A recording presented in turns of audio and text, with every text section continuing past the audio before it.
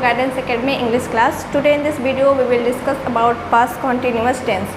चूँकि ये हमारा past tense है तो ऐसे वाक्यों में जो काम का जारी रहना पाया जाता है वो पास्ट में यानी भूतकाल में ही पाया जाता है। ठीक है, पास्ट कॉन्टीन्यूस में जो हमारे सेंटेंस होते हैं, जो वाक्य होते हैं, उसमें काम का जारी रहना पाया जाता है, वो भूतकाल में पाया जाता है। ओके, तो चलिए आगे देखते हैं हम लोग पास्ट कॉन्टीन्यूस टेंस की पहचान कैसे की जाती है और इसको बनाने का क्या स्ट्रक्चर होता है। देखिए, पास्ट कॉन्टीन्यूस टेंस की पहचान क्या होती है।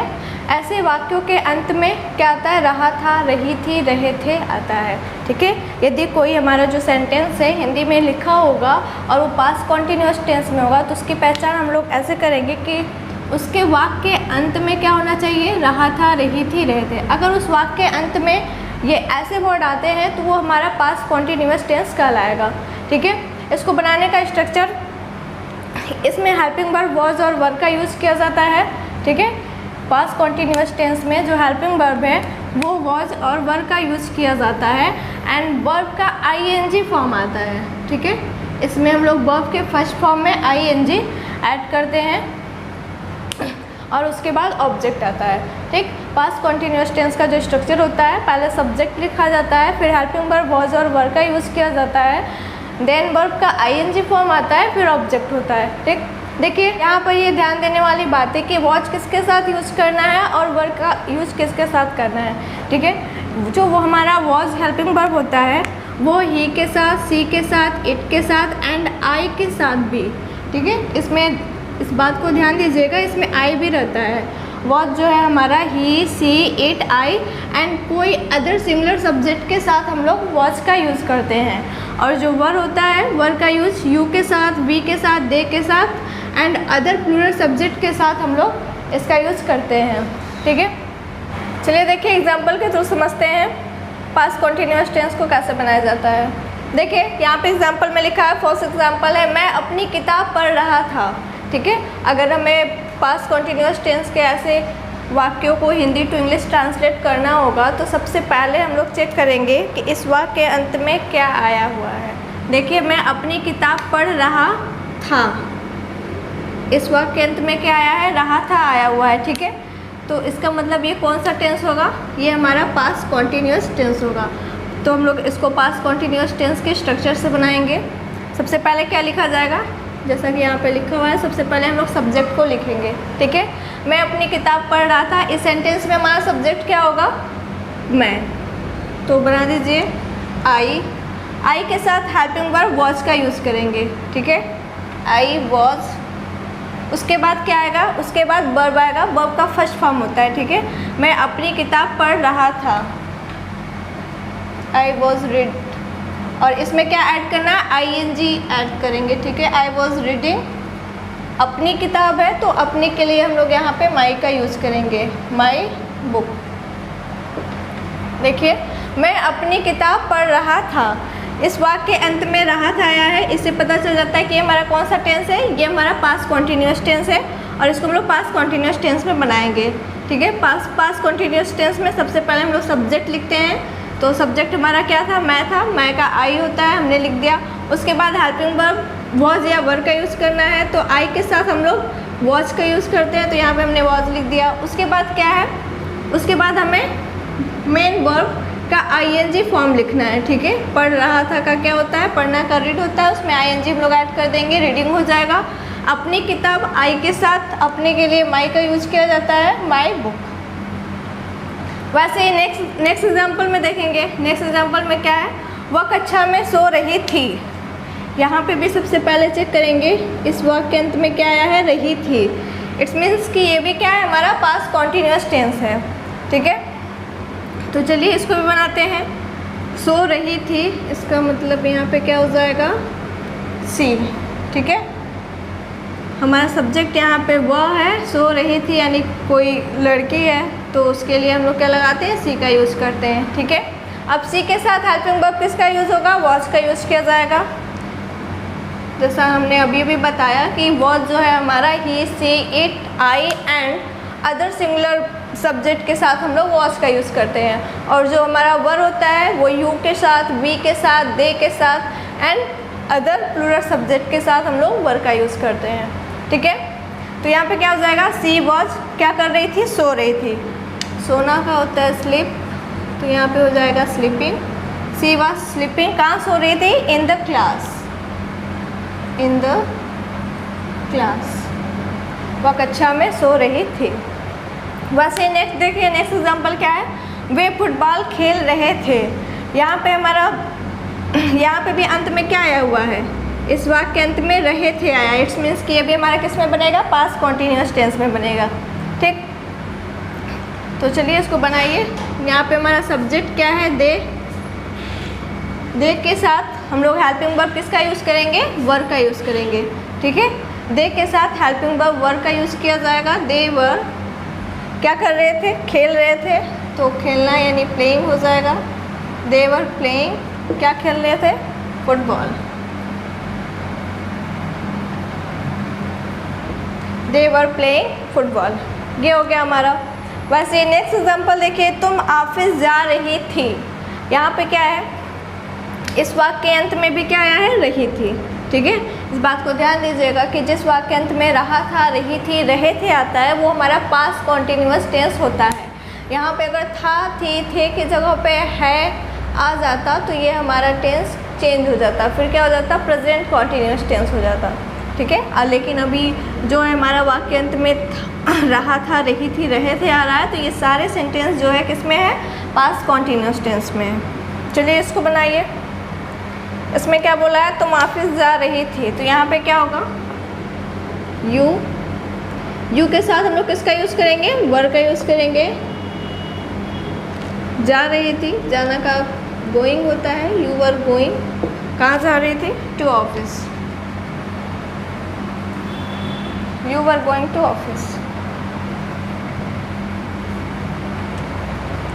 वैसे नेक्स्ट एग्जाम्पल है, हम रेलगाड़ी की प्रतीक्षा कर रहे थे। यहाँ पे क्या है, हम रेलगाड़ी की प्रतीक्षा कर रहे थे, तो यहाँ पे भी हमारा वही आया हुआ है, रहे थे। तो इसको बनाइए। यहाँ पे हम के लिए क्या हो जाएगा, वी, यहाँ पे सब्जेक्ट हमारा वी है और वी के साथ हेल्पिंग वर्ब वर का यूज़ करते हैं। वी वर क्या कर रहे थे, प्रतीक्षा कर रहे थे, तो प्रतीक्षा करना वेटिंग हो जाएगा। वी वर वेटिंग, किस लिए, for the train, for the train, we were waiting for the train. ये हो गया हमारा पास्ट कॉन्टिन्यूअस का अफर्मेटिव सेंटेंस। ठीक है, ये जो सेंटेंस अभी हम लोग बनाए हैं, ये कैसा सेंटेंस था, ये हमारा अफर्मेटिव सेंटेंस था। ठीक है, इसको हिंदी में बोलते हैं सकारात्मक वाक्य। तो ये बहुत इजी था, एक बार फिर देख लीजिए। पास्ट कॉन्टिन्यूअस टेंस के अफर्मेटिव सेंटेंस को बनाने का क्या स्ट्रक्चर होता है, सबसे पहले हम लोग सब्जेक्ट को लिखते हैं, देन उसके बाद हेल्पिंग वर्ब वॉज और वर का यूज़ किया जाता है, फिर वर्ब का आईएनजी फॉर्म आता है एंड फिर ऑब्जेक्ट होता है। ठीक है, और यहाँ पे वॉज जो होता है वो हमारा ही के साथ, सी के साथ, इट के साथ एंड अदर सिंगुलर सब्जेक्ट के साथ, और जो वर होता है वो हमारा यू के साथ, वी के साथ, दे के साथ एंड अदर प्लूरल सब्जेक्ट के साथ हम लोग यूज़ करते हैं वर का। ठीक है, ध्यान दीजिएगा, अगर कोई सेंटेंस हमारा इंग्लिश में दिया हो तो उसकी पहचान कैसे करेंगे कि वो कौन सा टेंस है, तो बहुत ही ईजी होता है। पास्ट कॉन्टिन्यूअस टेंस का जो स्ट्रक्चर है, अगर ये हमें याद रहेगा तो हम आसानी से पहचान जाएंगे। जैसे फर्स्ट एग्जांपल ही लेते हैं, I was reading my book. ठीक है, तो इसमें सबसे पहले हम लोग चेक करेंगे कि सब्जेक्ट के बाद जो हेल्पिंग वर्ब है वो क्या होना चाहिए, वॉज या वर होना चाहिए। ठीक है, और वॉज और वर के साथ वर्ब का आईएनजी फॉर्म होना चाहिए। अगर ऐसा सेंटेंस में दिया होता है तो वो हमारा पास्ट कॉन्टिन्यूअस टेंस हो जाएगा। ठीक है, किसी भी सेंटेंस में अगर सब्जेक्ट के साथ हेल्पिंग वर्ब वॉज या वर आता है एंड उसके बाद वर्ब का आईएनजी फॉर्म आता है तो हमारा पास्ट कॉन्टिन्यूअस टेंस होता है। ठीक है, तो चलिए अब नेक्स्ट हम लोग आगे बढ़ते हैं और देखते हैं पास्ट कॉन्टिन्यूअस टेंस के नेगेटिव सेंटेंस को। नेगेटिव सेंटेंस यानी नकारात्मक वाक्य, इसमें हम लोग नॉट का यूज़ करते हैं। ठीक है, इसका स्ट्रक्चर क्या होता है, पहले सब्जेक्ट लिखा जाता है, फिर हेल्पिंग वर्ब वॉज और वर आता है एंड उसके बाद हम नॉट का यूज़ करते हैं। ठीक है, हेल्पिंग वर्ब के बाद और मेन वर्ब से पहले हमारा नॉट आता है। ये हमारा पास्ट कॉन्टिन्यूअस का नेगेटिव सेंटेंस है। ठीक, देखिए इसका फर्स्ट एग्जांपल क्या है, वे घर नहीं जा रहे थे। यहाँ पे वाक्य पहचान लास्ट में रहे थे आया हुआ है और साथ में नहीं आया है, ठीक है। वे घर नहीं जा रहे थे, इसका मतलब ये हमारा पास्ट कॉन्टिन्यूअस टेंस का निगेटिव सेंटेंस है। तो बनाइए, इसका क्या हो जाएगा, वे का दे हो जाएगा एंड दे के साथ हमारा हेल्पिंग वर्ब वर का यूज़ किया जाता है, दे वर। उसके बाद क्या लिखना है, नॉट, दे वर नॉट, कहाँ नहीं जा रहे थे, घर, going, they were not going to home, ठीक है। नेक्स्ट एग्जाम्पल है, हम मेज़ पर नहीं सो रहे थे, ठीक है। रहे थे यानी पास्ट कॉन्टिन्यूअस और नहीं यानी निगेटिव सेंटेंस। तो सबसे पहले सब्जेक्ट लिखेंगे, सब्जेक्ट क्या है, हम, तो हो जाएगा वी, और वी के साथ क्या लगना है, वर का यूज़ किया जाता है, वी वर नॉट स्लीपिंग, कहाँ नहीं सो रहे थे, मेज पर, ऑन द टेबल, ठीक है। हम मेज पर नहीं सो रहे थे, we were not sleeping on the table. मैं स्कूल नहीं जा रहा था, नेक्स्ट एग्जाम्पल है, मैं स्कूल नहीं जा रहा था। यहाँ पे रहा था और साथ में नहीं, ये हमारा क्या हो गया, रहा था यानी पास्ट कॉन्टिन्यूअस टेंस, नहीं यानी निगेटिव सेंटेंस। और इसमें हमारा सब्जेक्ट क्या है, मैं, आई के साथ वॉज का यूज़ किया जाता है, आई वॉज नॉट, कहाँ नहीं जा रहा था, school, I was not going to school, ठीक है। सबसे पहले सब्जेक्ट लिखा जाता है, फिर हेल्पिंग वर्ब के बाद नॉट का यूज़ करेंगे, फिर हमारा मेन वर्ब का आईएनजी फॉर्म आएगा, देन ऑब्जेक्ट। वे सेब नहीं खा रहे थे, लास्ट एग्जाम्पल है, वे सेब नहीं खा रहे थे। तो यहाँ पे हमारा रहे थे भी आया हुआ है और नहीं भी आया हुआ है, इट्स मीन्स कि ये पास्ट कॉन्टिन्यूअस का निगेटिव सेंटेंस है। तो बनाइए, वे का दे हो जाएगा और दे के साथ हेल्पिंग वर्ब वर का यूज़ किया जाएगा, ठीक है। सबसे पहले सब्जेक्ट लिखते हैं हम लोग, सब्जेक्ट हम लोग का क्या है, वे है, वे का दे होता है, दे लिख दिए। उसके बाद हेल्पिंग वर्ब लिखना है, तो यहाँ पे वे के साथ हम लोग वर का यूज़ करते हैं, तो दे वर हो गया। और क्या कर रहे थे, खा रहे थे, यानी सॉरी, वे सेब नहीं खा रहे थे, तो पहले नॉट लिखेंगे, उसके बाद ईटिंग होगा, खा रहे थे पूरा में है तो क्या हो जाएगा, एप्पल्स हो जाएगा। खाने वालों की संख्या ज़्यादा है तो एप्पल्स की भी संख्या क्या होगी, एक से अधिक होगी, ठीक है। वे सेब नहीं खा रहे थे, दे वर नॉट ईटिंग एप्पल्स। ये हो गया हमारा पास्ट कॉन्टिन्यूअस टेंस का नेगेटिव सेंटेंस। बहुत इजी होता है हमारा पास्ट टेंस का इंडेफिनिट भी और कॉन्टिन्यूअस टेंस भी, ठीक है। देखिए यहाँ पे कुछ नहीं था, यहाँ पे पास्ट कॉन्टिन्यूअस टेंस के नेगेटिव सेंटेंस में पहले सब्जेक्ट लिखना था, उसके बाद हेल्पिंग वर्ब वॉज और वर का यूज़ होता है, और फिर उसके बाद नॉट का यूज़ करना है क्योंकि ये हमारा कैसा सेंटेंस है, नेगेटिव सेंटेंस है। और उसके बाद क्या होगा, वर्ब का आईएनजी फॉर्म आएगा, फिर ऑब्जेक्ट आएगा, ठीक है। तो आप लोग को क्लियर हो गया होगा पास्ट कॉन्टिन्यूअस टेंस का नेगेटिव सेंटेंस। चलिए नेक्स्ट देखते हैं पास्ट कॉन्टिन्यूअस टेंस का इंट्रोगेटिव सेंटेंस, ठीक है। पास्ट कॉन्टिन्यूअस टेंस का जो हमारा इंट्रोगेटिव सेंटेंस होता है उसको बनाने के दो स्ट्रक्चर होते हैं।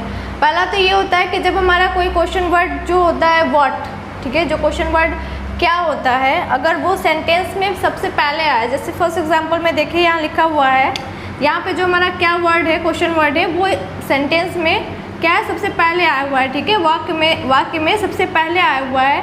तो हम लोग इसको बनाते समय इस वर्ड के मीनिंग को नहीं बनाएंगे, ठीक है। ये सेंटेंस हमारा सीधे हेल्पिंग वर्ब वॉज या वर्ड से स्टार्ट होगा, और वॉज और वर्ड जो होता है वो हमारा किसके अकॉर्डिंग होता है, सब्जेक्ट के अनुसार होता है। अगर सब्जेक्ट हमारा सिंगुलर फॉर्म में होता है तो उसके साथ हम लोग वॉज का यूज़ करते हैं, एंड अगर सब्जेक्ट हमारा प्लूरल फॉर्म में होता है तो उसके साथ हम लोग वर्ड का यूज़ करते हैं, ठीक। इस बात को ध्यान दीजिएगा कि जब हमारा क्वेश्चन वर्ड क्या या वर्ड जो है सेंटेंस में सबसे पहले आता है, स्टार्टिंग में आता है, तो हम लोग इसकी मीनिंग नहीं बनाते, इसको हटा देते हैं और इसकी जगह पे हम लोग जब इस सेंटेंस को बनाते हैं तो सीधे वॉज और वर हेल्पिंग वर्ब से स्टार्ट करते हैं। लेकिन अगर हमारा कोई क्वेश्चन वर्ड जो है सेंटेंस के बीच में आए, जैसे इस एग्जाम्पल में है कि वो कमरे में क्या कर रहा था, ठीक है, तो इसके साथ क्या होता है, तो सबसे पहले हम लोग सेंटेंस को क्वेश्चन वर्ड से स्टार्ट करते हैं। जब हमारा कोई भी क्वेश्चन वर्ड सेंटेंस के बीच में आएगा तो उसको इंग्लिश में ट्रांसलेट करते समय सबसे पहले हम लोग क्वेश्चन वर्ड को ही लिखते हैं, देन उसके बाद हमारा आता है हेल्पिंग वर्ब, फिर उसके बाद सब्जेक्ट लिखते हैं, फिर वर्ब का आईएनजी फॉर्म, फिर ऑब्जेक्ट। ठीक है, तो फर्स्ट स्ट्रक्चर में क्या है, सबसे पहले वॉज और वर हेल्पिंग वर्ब का यूज़ किया गया है, एंड फिर उसके बाद सब्जेक्ट लिखेंगे।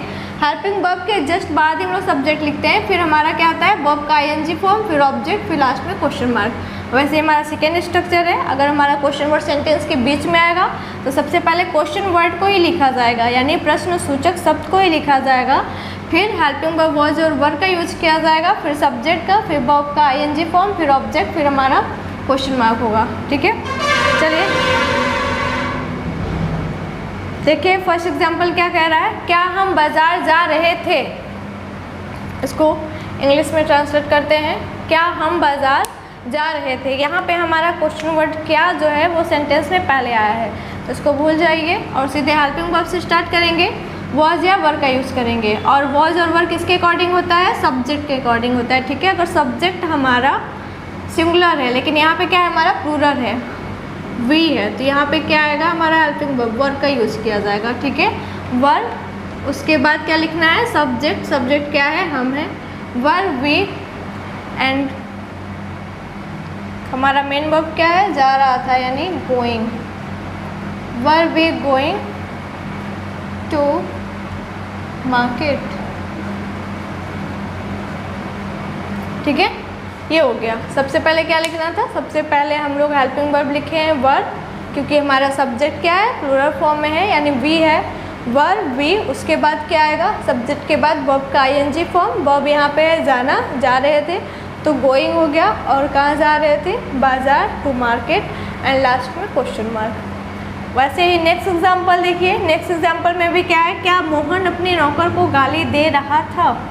यहाँ पे भी हमारा क्या वर्ड पहले आया हुआ है। ठीक है, तो इसे हटा देना है और हेल्पिंग वर्ब से स्टार्ट करेंगे। हेल्पिंग वर्ब क्या है हमारा वॉज या वर होगा, यहाँ पे भी हमारा सब्जेक्ट के अनुसार ही यूज़ होना है। सब्जेक्ट क्या है मोहन है यानी सिंगुलर सब्जेक्ट है, तो सिंगुलर सब्जेक्ट के साथ क्या यूज़ होगा वॉज, वॉज हो जाएगा। वॉज के जस्ट बाद क्या लिखना है हमें सब्जेक्ट लिखना है, तो सब्जेक्ट यहाँ क्या है मोहन, वॉज मोहन, उसके बाद क्या है गाली दे रहा था, गाली देना यानी एब्यूजिंग।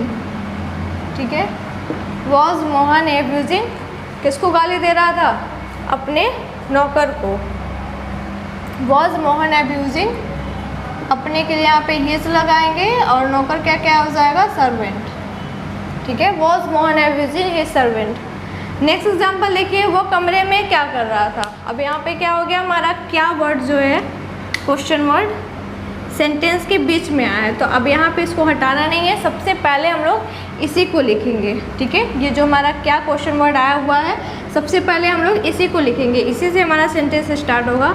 तो क्या का क्या हो जाएगा व्हाट हो जाएगा, व्हाट के जस्ट बाद क्या लिखना है हमें हेल्पिंग वर्ब का यूज़ करना है। ठीक है, और हेल्पिंग वर्ब किसके अकॉर्डिंग होता है सब्जेक्ट के, यहाँ पे सब्जेक्ट क्या है वह, तो वह के साथ क्या हो जाएगा वॉज का यूज़ किया जाएगा। ठीक है, व्हाट वॉज, उसके बाद क्या लिख रहा है सब्जेक्ट, वह का हो जाएगा ही, व्हाट वॉज ही, करना, मेन वर्ब आ जाएगा doing, what was he doing,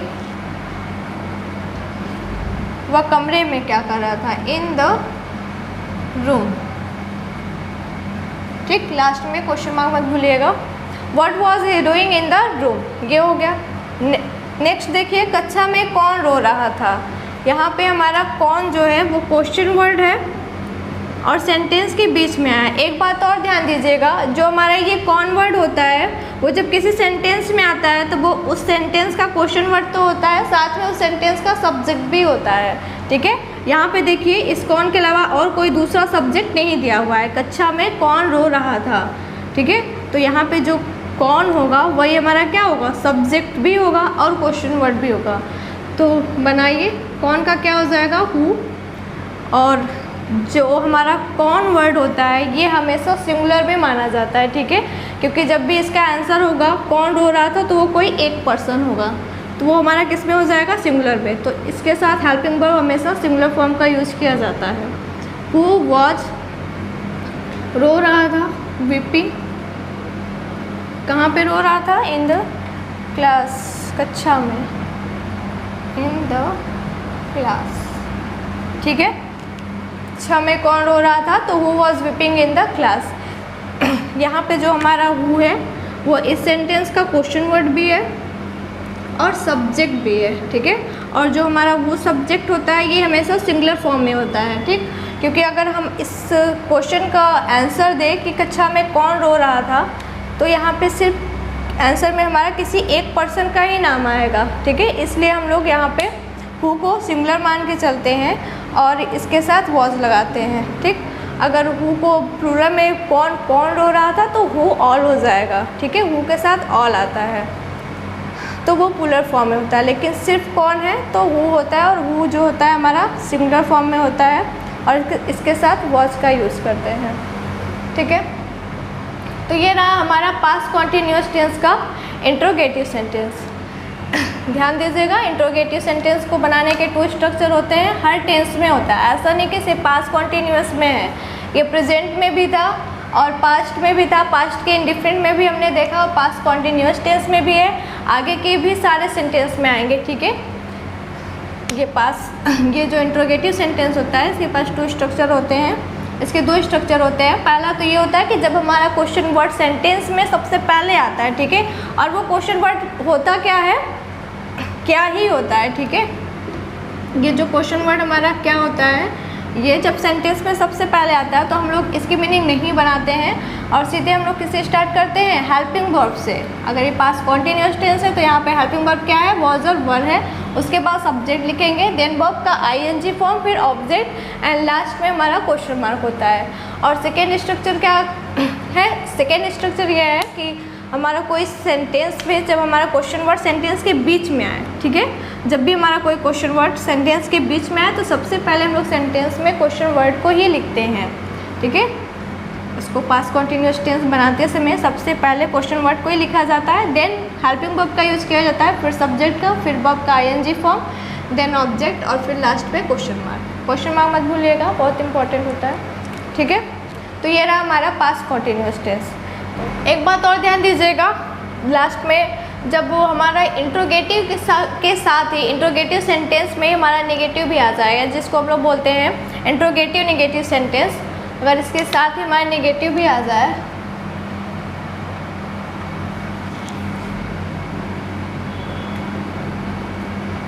interrogative negative sentence,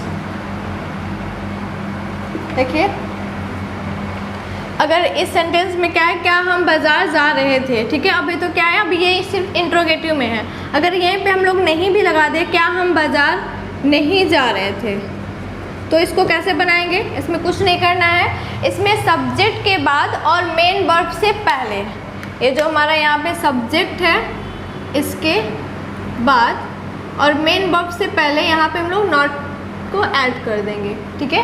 interrogative negative sentence को बनाते समय यहाँ पे बस ये ध्यान देना है कि नॉट को कब लगाना है? सब्जेक्ट के बाद और मेन वर्ब से पहले। तो यहाँ पे क्या हो जाएगा? क्या हम बाज़ार नहीं जा रहे थे, तो यहाँ पे वर्ब भी और सब्जेक्ट के बाद नॉट हो जाएगा, नॉट गोइंग टू मार्केट, ठीक है।